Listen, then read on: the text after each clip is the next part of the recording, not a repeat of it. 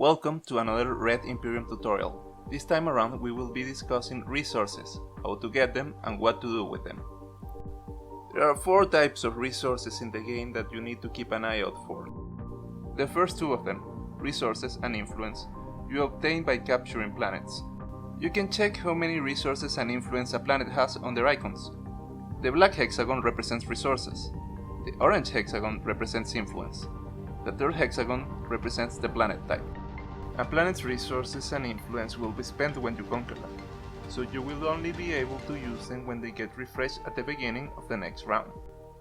As we already know, resources are primarily used to produce units, but you also use them to respond to some strategy cards. On the other hand, you will need to use influence the first time you land on New Byzantium. Much like with resources, you can also use influence to pay for the events on certain strategy cards.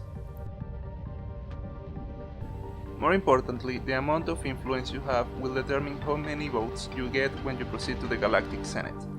The primary way you obtain trading goods is through trade, but in order to trade you will need commodities first. You can obtain commodities by either playing the trade strategy card yourself, having someone else play the trade strategy card and then refresh your commodities, or by responding to the trade strategy card event and spending a strategy token to refresh your tokens yourself. Keep in mind you can never have more than 3 commodities, and you use them up as you trade in a scale of 1 to 1 per trade good. Lastly, you can use trade goods as a replacement for resources or influence in most situations.